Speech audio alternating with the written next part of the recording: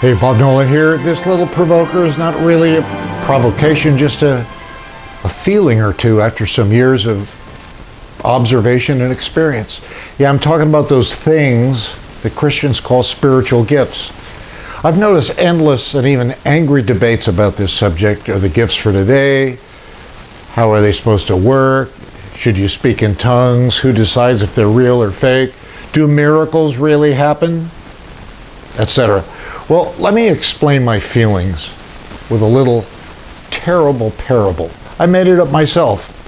This nice lady named Alice lives on the same block as Susie. Susie has fallen on some hard times. 2 little kids, no job, credit card debt. Alice finds out about Susie's difficulties and decides to help. She goes to the store and buys many bags of groceries, cleaning supplies, even disposable diapers. She knocks on Susie's door and delivers the goods with a big smile. It's a gift, a present. It's all yours, Susie. Susie owns it all to use as she sees fit. 2 weeks later, Alice shows up again, but this time she arrives with a huge truck filled, front to back, top to bottom, with the same kinds of stuff.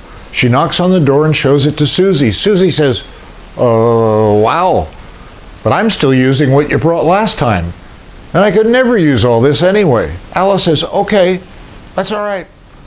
It's not for you. Your mission, Susie, should you decide to accept it, is for you to distribute it to all the neighbors who need it." Susie says, I'm not worthy. I'm not even capable for such a noble task." Alice replies, "It's got nothing to do with you being worthy. Just start doing it." I'd like to mention a couple of Bible words that will help me explain my feelings about spiritual gifts.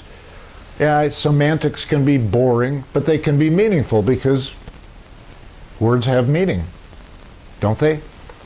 So this story I just made up illustrates a couple of Bible words. One is doma. It literally means a gift, a birthday present, a Christmas gift, something that's handed to you just for you. Like where it says that God gave gifts to the people of God. And they were people, apostles, prophets, pastors, etc. It's not that they had gifts, but that they were gifts. Yes, those skilled and dynamic people were themselves gifts to all the people. Teaching, training, inspiration, etc. That would be like Alice bringing groceries to Susie's place. Her groceries were a gift.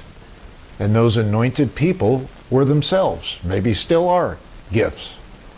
Then you have another word, charis, usually translated spiritual gifts. That's where we get the word charismatic. I'm not going to take up all your time mentioning all the so-called gifts, but you can find them mostly in these 2 chapters in the Bible. But charis doesn't mean gift. Gift is not a translation of charis. Charis, it's an interpretation. It means things like gratuity, an endowment, qualification, or even a miraculous ability. That would be like Alice showing up to Susie's place with a giant truckload of stuff. It wasn't for Susie to use or possess for herself, but to distribute and bless other people with it. She didn't own the endowment. She was just responsible to share it. Maybe you've heard of the British evangelist, Smith Wigglesworth. What a great name. A former plumber, he was lit on fire by God. He was also a gift himself and also endowed with incredible power. Supposedly, he raised 14 people from the dead. He healed thousands and inspired hundreds of thousands to be dedicated to the Lord. In his later years, up to almost 1950, his health was failing. He got up to preach and heal people while passing kidney stones. He didn't get healed, but he healed others by virtue of the endowment, the charis on his life. Have you ever passed a kidney stone? I have. I don't get how he even stood up, much less preached. He was endowed for others, but not always for himself. I've never been endowed like that, but the Spirit has seemed to qualify me to touch some groups of people and individuals, sometimes in some very dark times in my life. As I walked out of the building a couple of times, I said to God, "Hey, what about me?" You know what the Lord said to me? Nothing. The charis I had wasn't for me. It was for other people.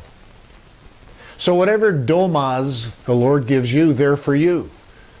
Whatever charises, charismatas he endows you with, those are for other people. Well, there you have it. And let's you and me be thoughtful out there.